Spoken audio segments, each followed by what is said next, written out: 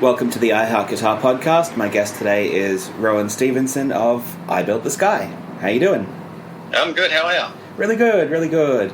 That's good. Dude, I've been listening to this record and it is like the headphone album of the year. There's so much going on and it's so like grand. Wow, that's awesome. Great to hear. Well, tell us about the record. It's it's your third full length, right? Yeah. Yeah.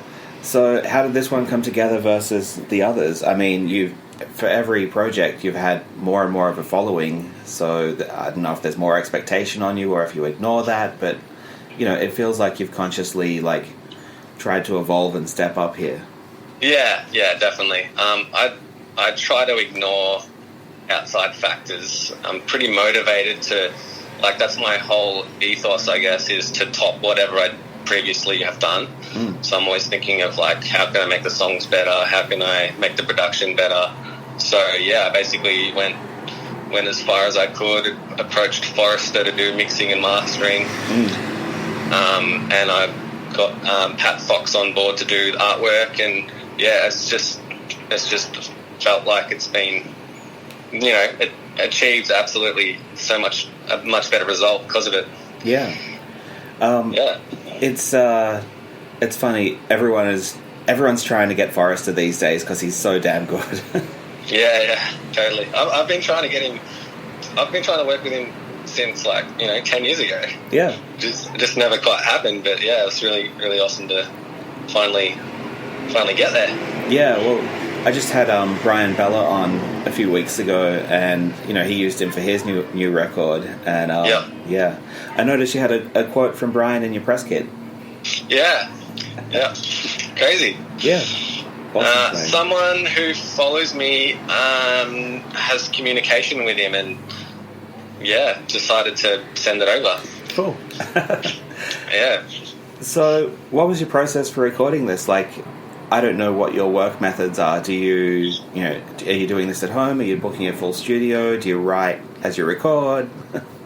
Yeah, so I do everything from home. Yep. I've got a little studio set up, and I basically just riff and try and piece together songs at home and do it bit by bit. There was a period of time where I was really just doing that and pretty much nothing else. Wasn't going out much and stuff like that.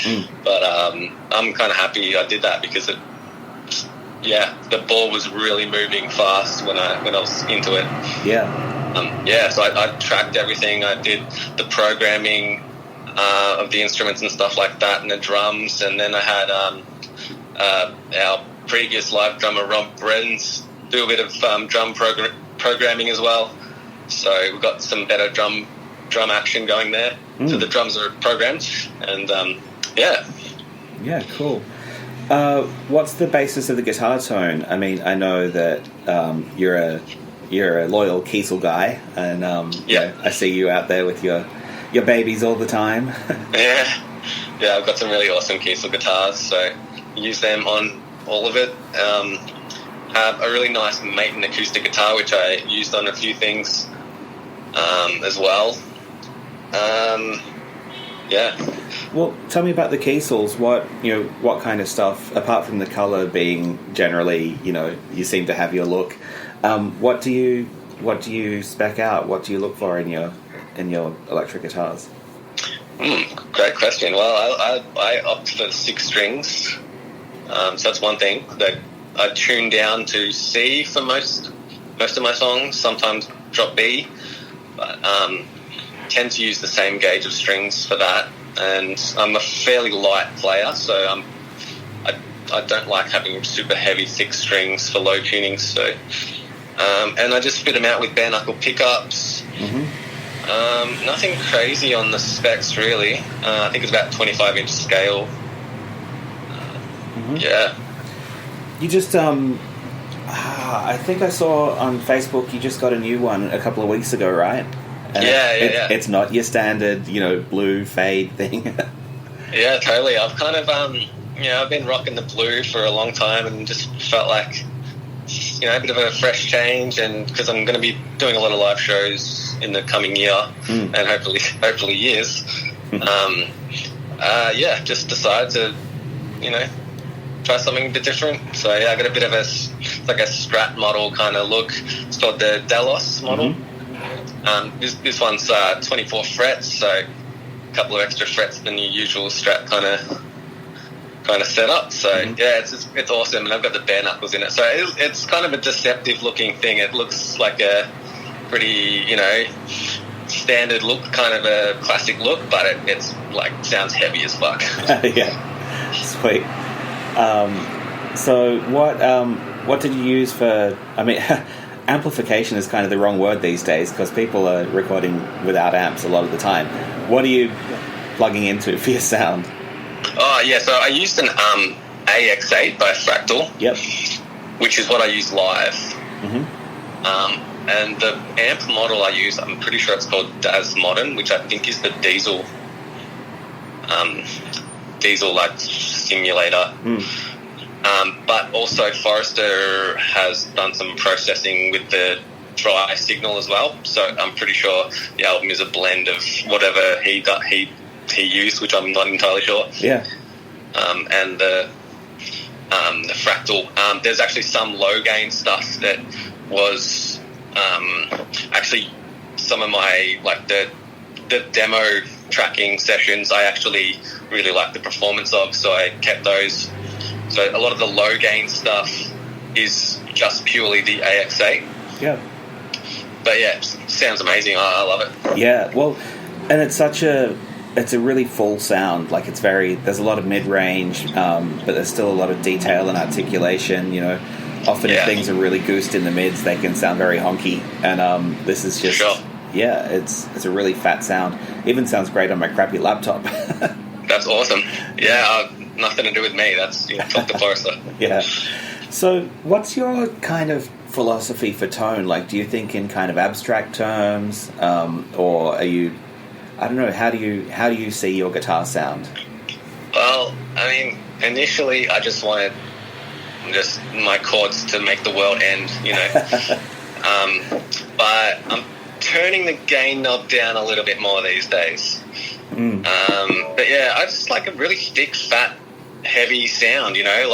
I'm coming. I grew up with Grinspoon and stuff, and they've got such a big, chunky sound, and that's the kind of stuff I love. So, but I'm trying to ease up on the gain a bit and keep the chords sounding nice and clear. Yeah, best I can. Yeah. See, I'm waiting for there's got to be, and maybe you can be the guy. There's got to be a guitar hero who can incorporate that kind of those Grinspoon kind of riffs. And for people listening to this who might not know, Grinspoon are an Australian kind of heavy rock. I don't even know what genre to pin them into. They're just an Aussie rock band. But there's got to be someone who can combine that kind of energy and directness with the kind of complexity that guitar nerds love, Yeah. I think I do have some of that, there's moments where it's just, heavy riff sort of thing, and then there's the intricate stuff here and there. So I do try to bring a bit of that rock riff stuff in. Yeah.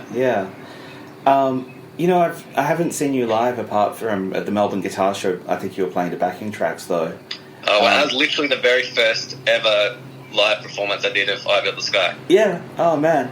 And I was on next. Man, you've gone so far. It's so fucking cool. But it's crazy. Yeah, just thinking I haven't seen you live, so I imagine that when you have a full band behind you, it's going to sound pretty damn crushing and have its own unique energy compared to the records. Yeah, definitely. Sweet. Yeah, absolutely. Well, we did a lot of playing last year. We went to Europe and stuff like that. With Rob Brenz on drums, and he's amazing. It definitely it's a whole nother thing, really. I feel like the live aspect, it just is a whole new dynamic. Yeah. We're actually playing another show on Sunday. Yes. Galactic Empire. Yeah. Are you going to be there? I hope so. I'm going to try to make it. Yeah, that's going to be insane. I'm sure I could get you in somehow. So. Oh, dude, that'd be sweet. And I'm such a huge Star Wars nerd, you know, that this is like the dream band for me. But man, that's going to be a cool gig. You're going to have, you know, a lot of your people in the audience, you know. Yeah, hopefully. Well, I'm looking forward to playing. It's been a long time. Yeah. So let's see. What else can we yammer on about? So you don't. What do you? So you just use the AX8 Live? Do you plug it into any, you know, cabs or anything for live monitoring, or do you just go straight into the desk?